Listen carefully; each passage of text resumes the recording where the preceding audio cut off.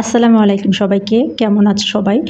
আশা করছি আল্লাহর অশেষ রহমতে তোমরা ভালো আছো, সুস্থ আছো। আলহামদুলিল্লাহ আমরা আল্লাহ পাকের ইচ্ছায় ভালো আছি। ছোট্ট একটা ভিডিও নিয়ে আমার চ্যানেলে চলে আসলাম। প্লিজ তোমরা লাইক দিয়ে শুরু করো, কন্টিনিউ করো ভিডিওটা। আর এই তো দেখো আমার পাতিলে কী অবস্থা, কী হাল হয়েছে। এটা দুধ পোড়া পাতিল আর কি। দুধটা বসিয়েছিলাম চুলাতে। এটা এখানে আধা কেজির উপরে দুধ ছিল। দুধটা পুড়ে দেখো কী অবস্থা হয়েছে। আমার একটা বাজে অভ্যাস বলতে পারো এটা। দুধটা চুলায় দিলে হয় কি, চুলাটা দেওয়ার পরে কিছুক্ষণ দাঁড়িয়ে থাকার পরে যদি একটু যদি চোখটা ঘোরায় আর কি, কোনো কাজে যদি মনোযোগ দিয়ে দিই আর মনে থাকে না দুধের কথা। আর এতে দেখো দুধটা পুড়ে পাতিলটা কি অবস্থা হয়েছে। এটা প্রায় অনেকক্ষণ পুড়েছিল, অনেকক্ষণ প্রায় 2 ঘন্টার মধ্যে পাতিলটা পুড়ে যায়, কিন্তু গন্ধ বাসনা কিচ্ছু পাইনি আমরা। আর একজাস্টটা ফ্যান ছিল, তো গন্ধটা বাইরে চলে গিয়েছে বলে আর ঘরের ভিতরে তেমন একটা গন্ধ পাইনি। যাই হোক, দেখো পাতিলটা কী অবস্থা হয়েছে। এই পাতিলটা তো ফেলে দেওয়ার মতো হয়েছিল, কিন্তু আমি পাতিলটা ফেলে দিব না, তোমাদের আমি দেখাবো আমি পাতিলটা কীভাবে আজকে পরিষ্কার করে নেব। আমার অনেক পছন্দের একটা পাতিল, এটাতে আমি সবসময় দুধ জাল দিই আর কি। দেখো আমার পাতিলটা কি 12টা বেজে গেছে। দেখো আমি 5 মিনিটের মধ্যে পাতিলটা আমি কীভাবে একেবারে নতুনের মতো করে নিই সেটাই তোমাদের আমি দেখাচ্ছি। এখানে কোনো কিন্তু কারসাজি নেই।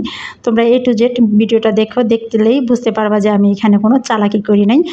দেখো এই তো আমি চুলায়, কিন্তু চুলা যদি গ্যাস থাকে এটা হাই হিটে চুলাটা জ্বালিয়ে দিতে হবে। দেওয়ার পরে কী হবে, এইভাবে অনেকটা ধোয়ার মতো হয়ে যাবে। যে পুরাটা হয়েছিল সেই পুরাটার মধ্যে জাস্ট একটা আগুন ধরার মতো হয়ে যায় আর কি। আর এটা কিন্তু তোমরা ভুলেও এলপি গ্যাসে করতে যেও না। এলপি গ্যাসে করতে গেলে কিন্তু কর্তামশার একটা বকাও কিন্তু মাটিতে পড়বে না, সবগুলো পিঠে পড়ে যাবে। আর দেখো এই যে ধোঁয়া ওঠার পরে না, ওই ছাই মানে পোড়াটা, যে দুধের যে পোড়াটা ছিল সেটা কিন্তু ছাই হয়ে গিয়েছে। এটাও আস্তে আস্তে ভ্যানিশ হয়ে যাবে। ভ্যানিশ যে কীভাবে হবে সেটা তো আমি এতটা ফুল তোমাদের দেখাতে পারবো না। এই তো দেখো আমি বলেছিলাম না ছাইটা ভ্যানিশ হয়ে যাবে। এই ছাইটা না বাষ্প হয়ে ছাই হয়ে মানে বাতাসে ফ্যানের সাথে উড়ে গিয়েছে আর কি, ধোঁয়ার সাথে।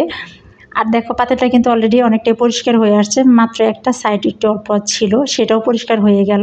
আর এইভাবে আমি পাতিলটা 5 মিনিটের মধ্যেই আমি পাতিলটা পরিষ্কার করে নিয়েছি। এরকম হইতে পারে, সবারই হতে পারে, দেখা যায় যে মনে নাও থাকতে পারে। এরকম পাতিল, চা পোড়া পাতিল, মানে দুধ পোড়া পাতিল তোমরা ফেলে দিও না। ফেলে না দিয়ে আমার মতো একটু বুদ্ধি খাটিয়ে পাতিলটা ব্যবহারের জন্য উপযুক্ত করে নিতে পারো। দেখো এই তো আমি এটা ঠান্ডা হওয়ার জন্য একটু রেখেছিলাম, কারণ সাথে সাথে গরম দিলে, পানিতে দিলে এটা সেটার মানসম্মত হয় না, দেখা যায় যে স্টিলের একটা ক্ষতি হতে পারে। সেজন্য আমি ঠান্ডা করে পাতিলটা আমি একটু ঝামা দিয়ে ঘষে নেব। এখন আর কোনো ঘষাঘষির আর কষ্ট হবে না আর কি। আমার পাতিলটা কিন্তু একেবারে নতুনের মতো হয়ে গিয়েছে, আগের মতো হয়ে গেল। মাত্র 5 মিনিট একটু বুদ্ধি খাটিয়ে করে নিলাম আর কি। তোমরা এভাবে করে নিতে পারো, পাতিল ফেলে না দিয়ে। অনেকে আমরা ফেলে দিই যে এটা তো এমন পোড়া পুড়ে সেটা তো তুলানো সম্ভব হয় না, সেজন্য কিন্তু আমরা অনেকেই পাতিলটা ফেলে দিই। তোমরা যদি বুদ্ধি খাটিয়ে এরকমভাবে একটু করে নিতে পারো, দেখা যাবে যে তোমার পাতিলটা তোমার ঘরেই থেকে গেল। এই তো দেখো পাতিল কিন্তু একেবারে চকচকে হয়ে গিয়েছে। আমি জাস্ট একটু ভীম সাবান দিয়ে একটু ঘষে মেজে নিচ্ছি।